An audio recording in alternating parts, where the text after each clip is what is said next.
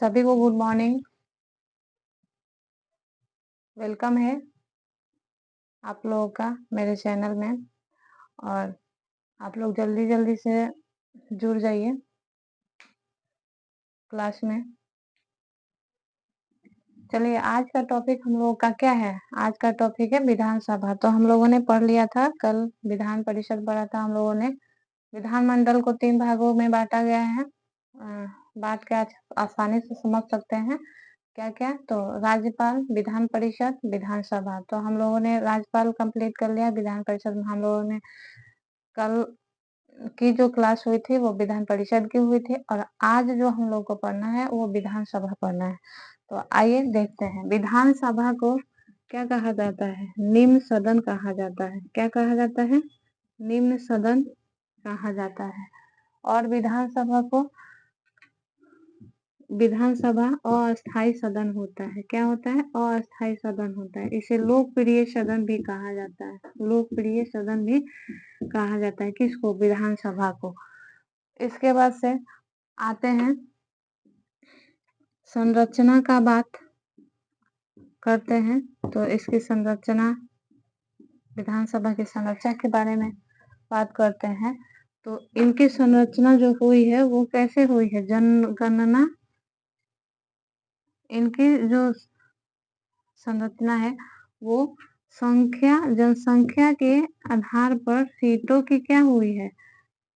सीटों की संख्या तय की गई है। जनसंख्या के आधार पर सीटों की संख्या तय की गई है। उसके बाद चलिए आते हैं। तो ये जनसंख्या के आधार पर सीटों की संख्या की गई है। जैसे कि जिस राज्य में जैसा जितना जनसंख्या, उसके अनुसार जनसंख्या के आधार पर सीटों की, विधानसभा की जो सीटें होंगी उसके अनुसार तय की गई है। किस पे? तो जनसंख्या के आधार पे तय की गई है। चलिए, और ये जनसंख्या, ये कौन सा जनगणना? जनगणना? तो ये क्या 2011 की जनगणना? नहीं, 2011 की जनगणना नहीं। ये 1971 की जो जनगणना थी, जो 1971 की जो क्या थी, जनगणना के अनुसार।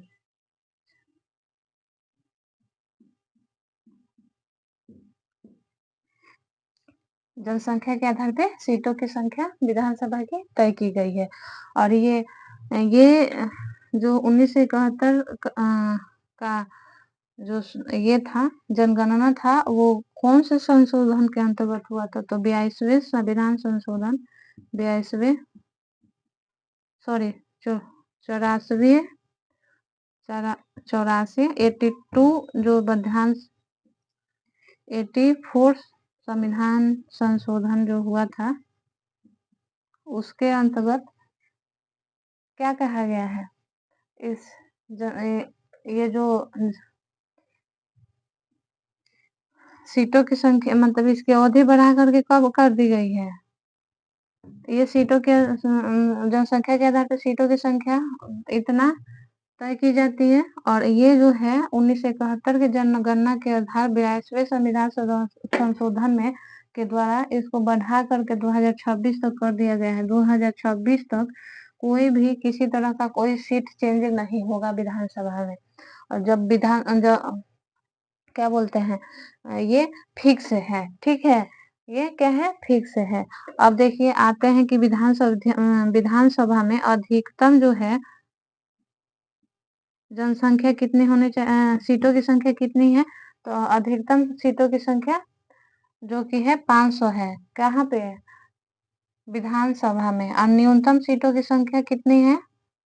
न्यूनतम सीटों की संख्या जो है वो कितनी है? तो 60 है। अपवाद में 3 राज्य हैं। अपवाद में 3 राज्य हैं जो कि उनकी सीटों की संख्या क्या है? 60 से कम है। वो कौन कौन से राज्य हैं? तो गोवा, मिजोरम और सिक्किम।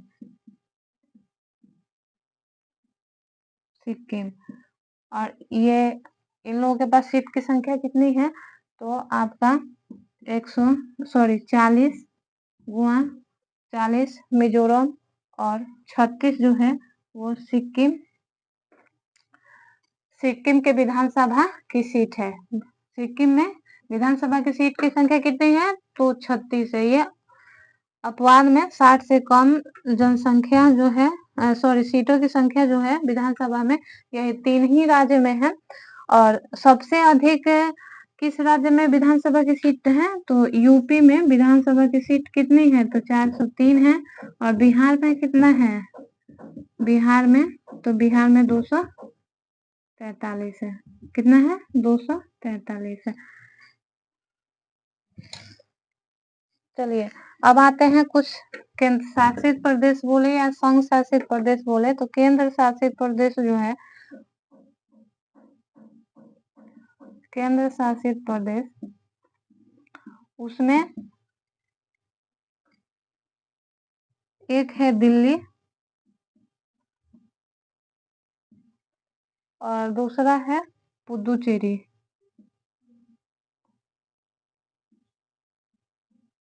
तो दिल्ली में विधानसभा की सीटों की संख्या 70 है और पुदुचेरी में कितना है? तो 30 है। इतना आप लोग को तो समझ में आया ही होगा। चलिए इसके बाद देखते हैं, इसे मिटाना पड़ेगा, बिना मिटाए होगा नहीं।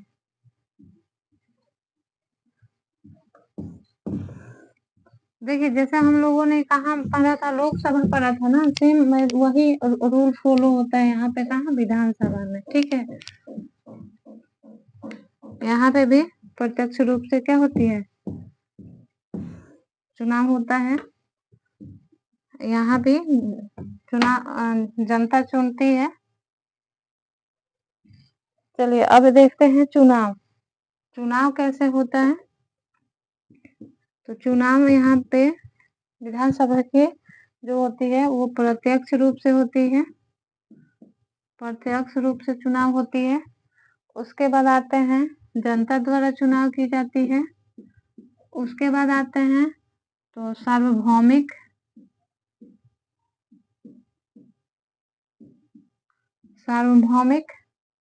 जो है वो मताधिकार होता है। इसमें सार्वभौमिक मताधिकार होता है। सार्वभौमिक बोले तो 18 प्लस के जो भी मेंबर हैं, जो भी सदस्य हैं, वो क्या कर सकते हैं? वोट दे सकते हैं।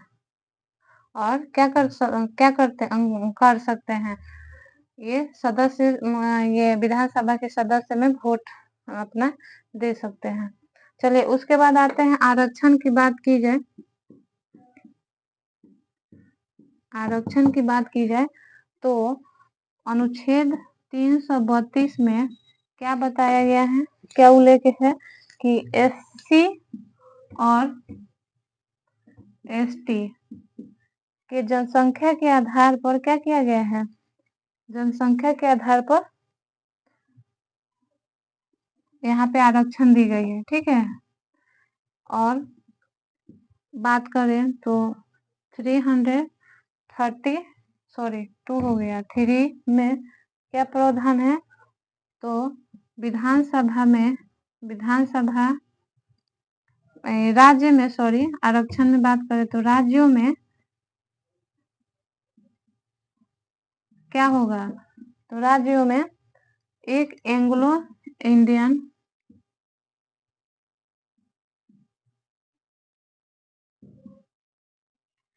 का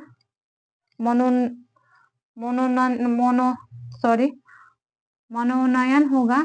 और वो कौन करेगा? किसके द्वारा होगा?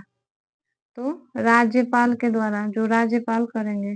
कौन करेगा? तो राज्यपाल करेंगे। एक एंग्लो इंडियन का मनोनयन कौन करेगा? तो राज्यपाल करेंगे। अब देखिए आते हैं, अब इनके कार्यकाल का बात कर ले। कार्यकाल है ना, तो कार्यकाल का बात कर ले तो 5 वर्ष का इनका कार्यकाल होता है। किनका? विधानसभा के सदस्यों का। और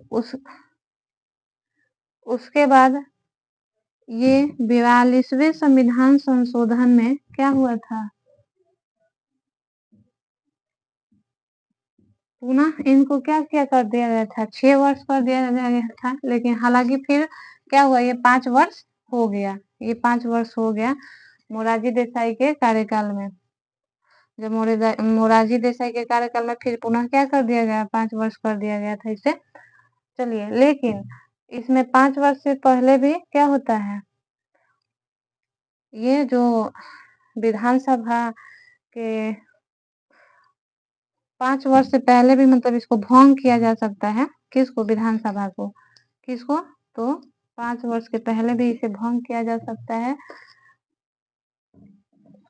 चलिए, 356 अनुच्छेद 356 अनुच्छेद में उल्लेख है किसका? राष्ट्रपति शासन का।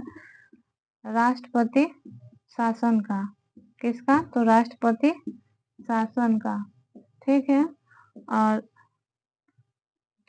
राष्ट्रपति शासन का उल्लेख है अनुच्छेद 356 में, और यह व्यवस्था समाप्त कर वहां पे क्या होता है, विधानसभा भंग हो जाता है। और अगर उस समय अगर विधानसभा भंग हो जाता है तो ये राज्यपाल राज्य के क्या हो जाते हैं, हेड के रूप में कार्य करते हैं। इतना तो आप लोग को समझ में आ ही गया होगा। अगर बीच में मान लीजिए कि राज्य के बीच में किसी, जैसे कि मान लीजिए कि बीच में क्या होता है, यदि बीच में यदि राज्य के बीच में मतलब ये जैसे यदि राज्य बीच में क्या करता है, बहुमत अपना खत्म कर देता है, तो गठबंधन टूटने के कारण ये भंग भी या विघटन इसका हो जाता है।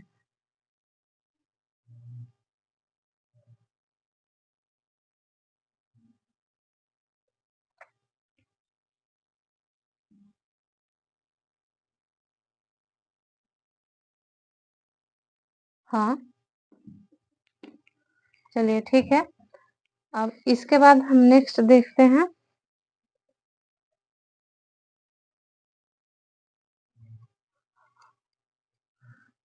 चलिए, आज के लिए हम यहीं पे छोड़ते हैं। कल योग्यता और क्या बोलते हैं योग्यता, इसके बारे में और कुछ कुछ टॉपिक हैं जो कि मैं कल आपके को बताऊंगी अगले क्लास में। आज का